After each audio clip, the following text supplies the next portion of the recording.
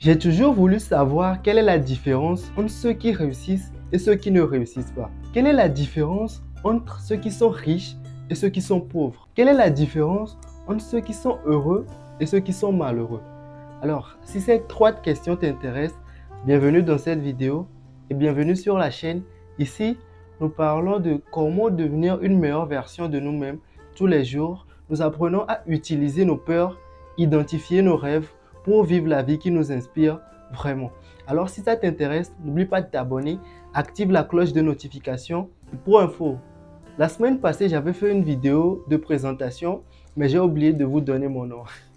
Comment on peut faire une vidéo de présentation sans donner son nom? Alors, je m'appelle Candide, je suis un ancien timide. Je m'intéresse à la psychologie humaine. Je m'intéresse à comment l'homme peut se développer, notamment au développement personnel et tout ce qui va avec.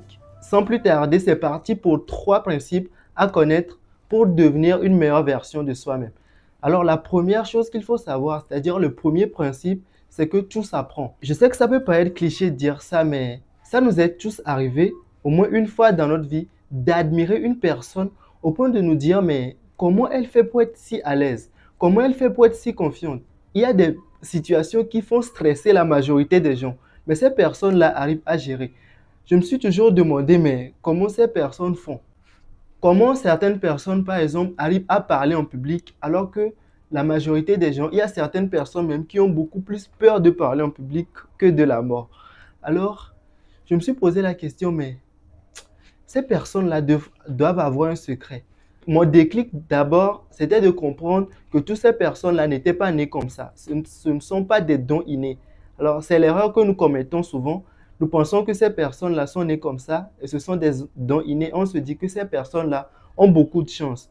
Mais en réalité, ce n'est pas de la chance, mais c'est que ces personnes-là ont eu à développer ces compétences-là au fil du temps.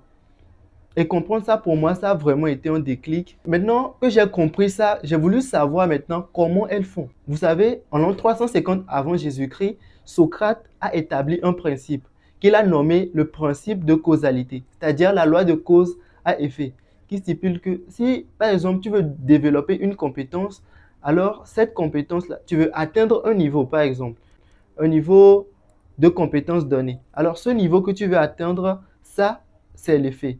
Maintenant, quelle est la cause qui produit cet effet-là? Prenons l'exemple d'un athlète. Une personne qui veut devenir un athlète professionnel.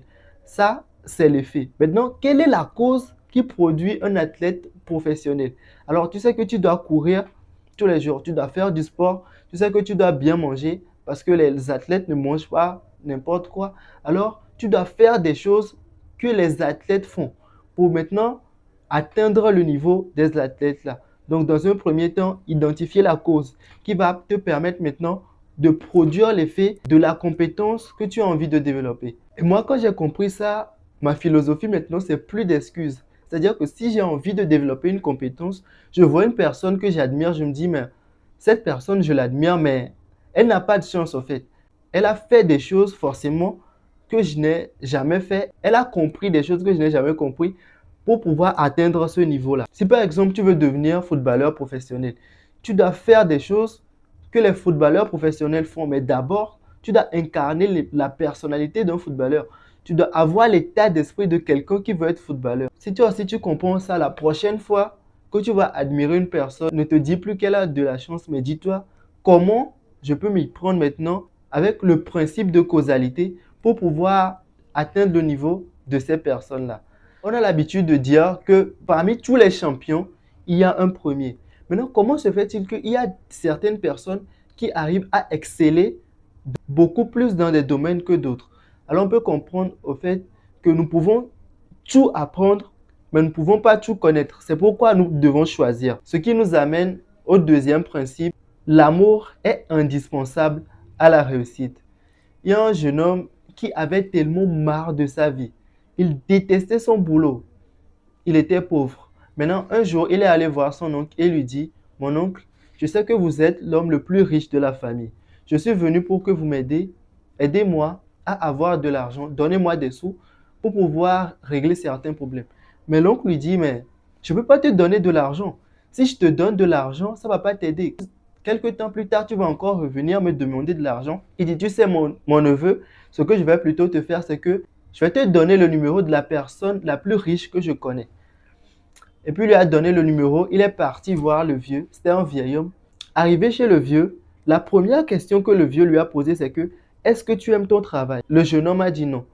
Il lui demande, mais comment tu veux réussir dans un domaine que tu n'aimes pas? Comment tu veux exceller dans ton travail si tu n'aimes pas ton travail? Et le vieux lui a donné un conseil qu'il n'a jamais oublié dans sa vie. Il lui a dit que l'amour est la grande loi de la vie. Elle est la source et le fondement de tout. Lorsque ton cœur n'est pas dans ton travail, lorsque ton travail n'est pas dans ton cœur, tu vas à l'encontre de cette loi. Alors, avant de vouloir développer une compétence, avant de vouloir exceller dans un domaine, pose-toi d'abord la question si tu aimes ce domaine-là. Quand tu veux faire quelque chose, pose-toi d'abord la question si tu aimes cette chose-là. Parce que plus tu aimes la chose, plus tu es susceptible de répéter la chose. Et je ne vous apprends rien en vous disant que c'est avec la répétition qu'on arrive à maîtriser un domaine. Ce qui nous amène au troisième principe. La qualité de ta vie dépend de la qualité des habitudes que tu développes. Aristote disait que nous sommes ce que nous faisons de manière répétée. Et même selon les études psychologiques, 95% des choses que nous faisons découlent de nos habitudes.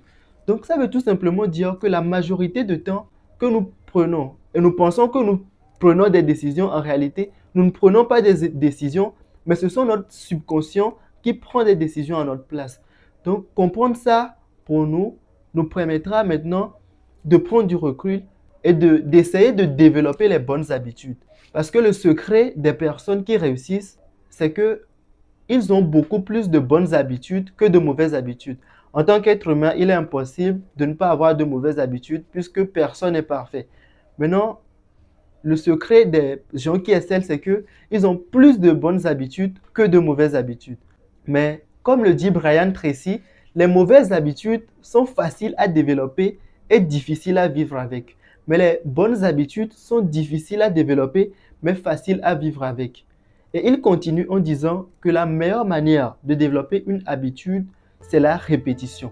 Plus tu répètes les bonnes habitudes, plus tu vas ancrer ces habitudes en toi et devenir cette meilleure version de toi-même.